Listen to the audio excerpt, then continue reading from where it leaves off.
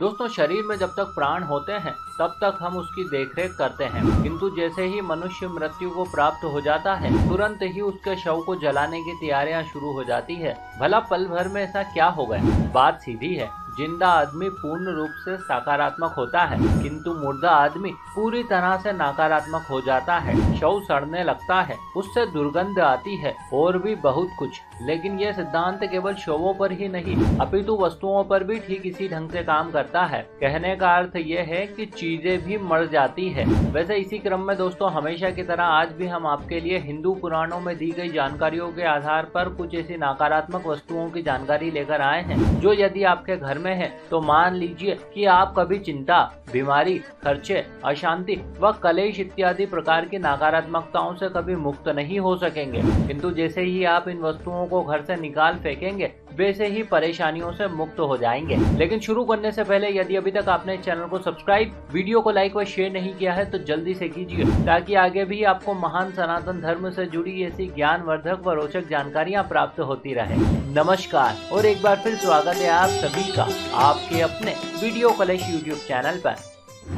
दोस्तों, कहने को तो ईश्वर हमारे मन में वास करते हैं, वे सदा ही हमारे साथ रहते हैं। इसीलिए तो ज्ञानियों ने कहा है कि सब में राम है। किंतु फिर भी ना जाने ऐसा क्या है कि जब तक हम इन नेत्रों से अपने इष्ट के दर्शन नहीं कर लेते तब तक हमारे मन को चैन नहीं आता। कहने का अर्थ यह है कि हम भगवान में इतनी आस्था रखते हैं कि पत्थर की मूर्ति को ही भगवान मान लेते हैं। लेकिन जरा रुकिए, भगवान भी कुछ कम थोड़ी है। वे हमारी आस्था का मान रखते हुए उस बेजान पत्थर की मूर्ति में ही वास करने लगते हैं। अब दोस्तों, इस सब में हमें इस बात का विशेष ख्याल रखना होता है कि हम जिस किसी भी देवी देवता की मूर्ति या प्रतिमा का पूजन करते हैं तो वो मूर्ति या चित्र बहुत ही अच्छी हालत में होना चाहिए। कहने का अर्थ ये है कि खंडित मूर्ति, पटी हुई या खराब फोटो का पूजन बहुत ही अशुभ होता है। यदि आपके घर में ऐसी कोई खंडित मूर्ति या चित्र है तो आज ही उसे आप या तो पीपल के पेड़ के नीचे रख दें या फिर बहते हुए जल में प्रवाहित कर दें, अन्यथा आप भारी मुसीबत में पड़ सकते हैं। अब बात करते हैं अगली वस्तु की।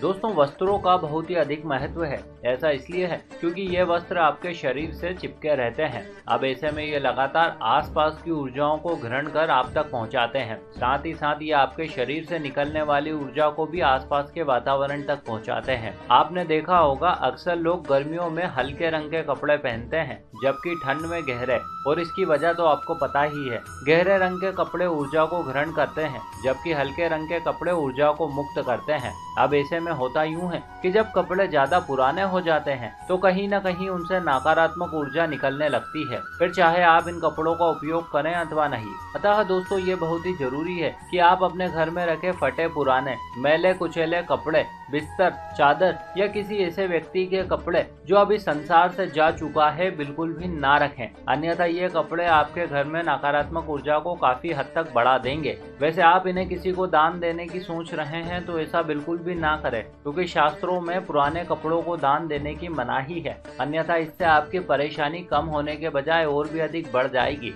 हाँ, यदि किसी को दान देने का मन ही है तो नए कपड़े दान कर दीजिए, बहुत बहुत पुण्य मिलेगा।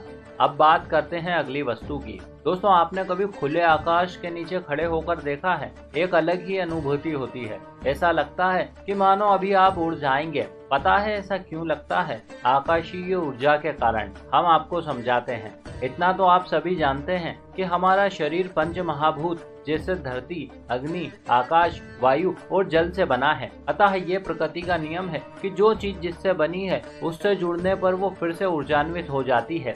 इसीलिए शुद्ध वायु आपको ताजगी से भर देती है। सात्विक भोजन व शुद्ध जल आपको एक अलग ही शक्ति देता है। आपने देखा तो है, लेकिन कभी गौर नहीं किया है। मंदिरों में प्रसाद यानी कि धरती, चरणामृत यानी कि जल, आरती यानी कि अग्नि व झाड़नी यानी कि शुद्ध हवा दी जाती है, ताकि आपके पंच महाभूत संतुलित ढंग से काम कर सके।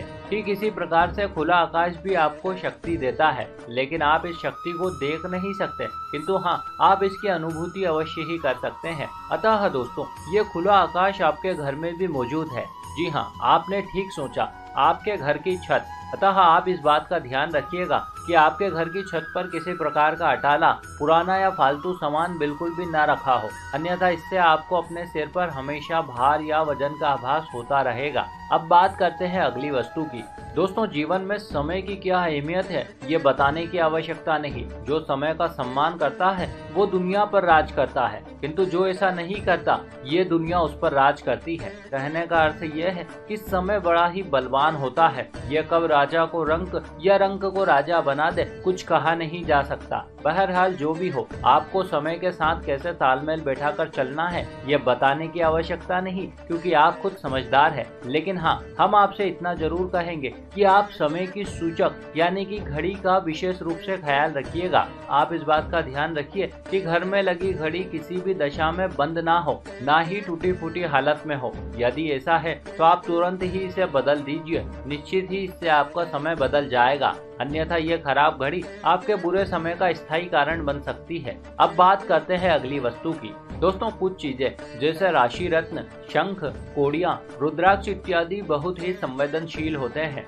इनसे शक्तिशाली तरंगे निकलती है। ये तरंगे स्थिति के अनुसार आप पर अच्छा या बुरा प्रभाव डालती है। अतः आप अपने घर में अच्छे से देख लीजिए कि कहीं इस प्रकार की वस्तुएं खराब अवस्था में तो नहीं, और यदि है तो फिर आप इन्हें अपने ढंग से ठिकाने लगा दीजिए, अन्यथा ये आपके लिए कहीं न कहीं परेशानी का कारण बन सकती है। इसके अलावा भी दोस्तों, घर में कई ऐसी चीजें होती है जो घर की नकारात्मकता को बढ़ाती है, जैसे खराब फर्नीचर, टूटी फूटी अलमारी, खराब विद्युत उपकरण जैसे ट्यूबलाइट इत्यादि, घर में रखी फालतू की वस्तुएं या कबाड़, मकड़ी के जाले, टूटा हुआ या तिड़का हुआ कांच। साथ ही साथ घर में समुचित ढंग से प्रकाश की व्यवस्था रखिए। इसके अलावा घर की दीवार पर लगी नकारात्मक तस्वीरें जैसे बहते हुए झरने, ताजमहल, जंगली जानवर, डूबती नाव या फव्वारे की तस्वीरें हो तो उन्हें बदल दीजिए। आप इनके स्थान पर सकारात्मक तस्वीरें लगाइए। यदि घर आंगन में कांटेदार पौधे लगे हों तो आप उन्हें भी उखाड़ दीजिए। इन्हें घर में लगाना शुभ नहीं माना जाता है। तो दोस्तों, ये थी कुछ ऐसी वस्तुएं जिन्हें तुरंत ही आपको घर से बाहर कर देना चाहिए, ताकि आपकी परेशानियां सदा सदा के लिए समाप्त हो जाए। इसी के साथ हमारी ये कथा भी यहीं समाप्त हुई। आशा करते हैं आपको हमारा प्रस्तुतिकरण व प्रयास जरूर अच्छा लगा होगा। आपने हमें इतने प्रेम से सुना, इस सब के लिए आपका बहुत बहुत आभार। हम जल्द ही मिलेंगे आपसे अगले वीडियो में। तब तक के लिए नमस्कार।